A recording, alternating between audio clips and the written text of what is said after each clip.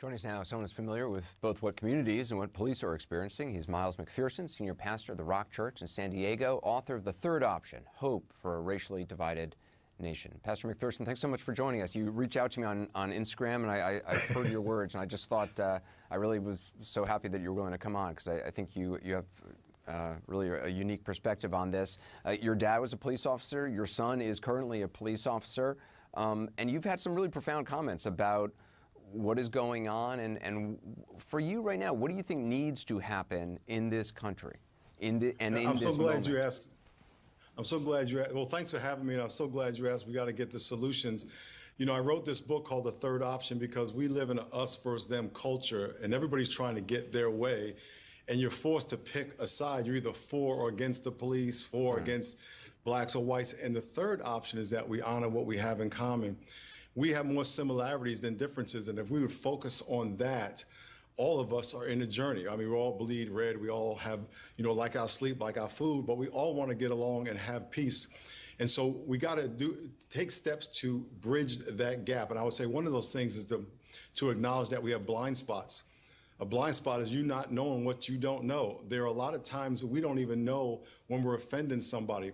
It's the gap between your intent of what you do and the impact of what you do. A lot of times people will say things that are offensive, they don't even realize this. For example, when you say, I don't see color, people are trying to build a bridge, but in fact, the person of color just feels like you invalidated everything that they are. This color has certain burdens with it and certain things it's been through. And when you say you don't see color, you're telling someone you don't see them and that you do not acknowledge what they've been through. And then therefore you can't really love them properly because you're not even acknowledging the pain they've been through.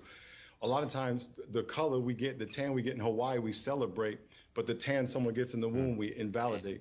You know, there are a lot of folks who are watching these protests, and they see different things. I talked to Kareem Abdul-Jabbar about this, who wrote about it in the LA Times recently. I thought it very eloquently. You know, people can look at one protest and see completely different things depending on what side of the aisle they're sitting on, or what, you know, zip code they're in, or whatever, you know, whatever point of view they have. I'm not sure how one overcomes that, but I think there's a lot of people who are still not sure about where this goes, and maybe some people focus more on, you know, law breaking and looting, and others focus more on, you know, police actions that are brutal. And yet the vast majority of police and the vast majority of protesters have been, you know, trying to follow the law and peaceful, and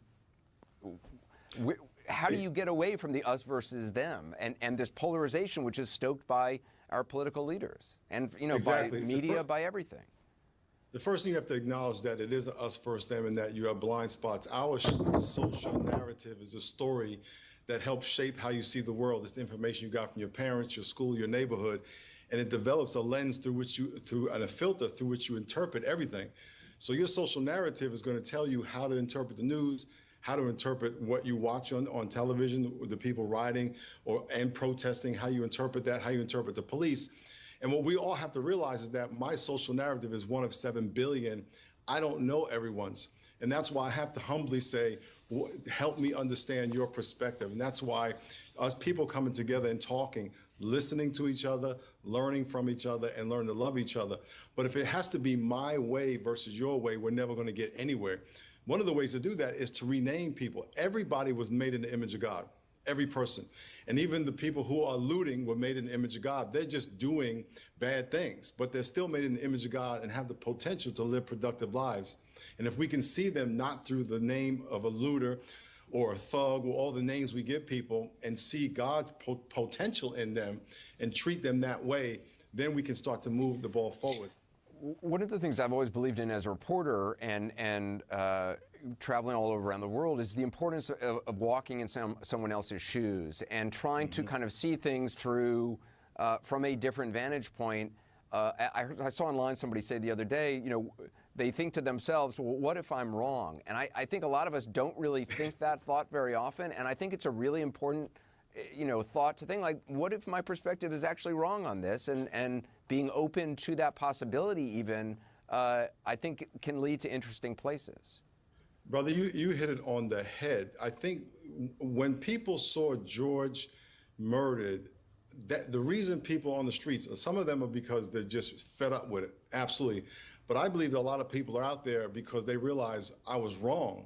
Kneeling, Cap was kneeling for a good reason, and if we would have heeded his kneeling on the field, we might not be mourning the kneeling on George. And so I think people are realizing, man, maybe I had this wrong.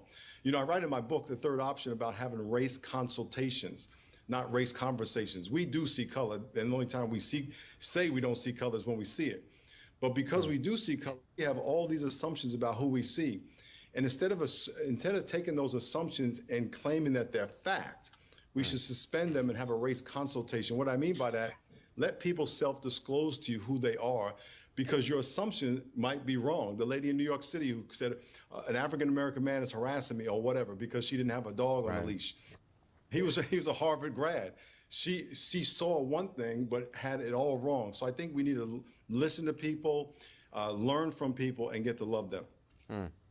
Pastor Miles McPherson, wow, this confirmed that I think makes me feel like Instagram is worthwhile. I really appreciate you reaching out. I appreciate you DMing me. I appreciate you responding. It's great. It's great to talk to you, and I'd love to come to the service of yours sometime. The Rock Church, San Diego, sdrock.com. All right, Pastor Miles McPherson, thanks so much. Appreciate it.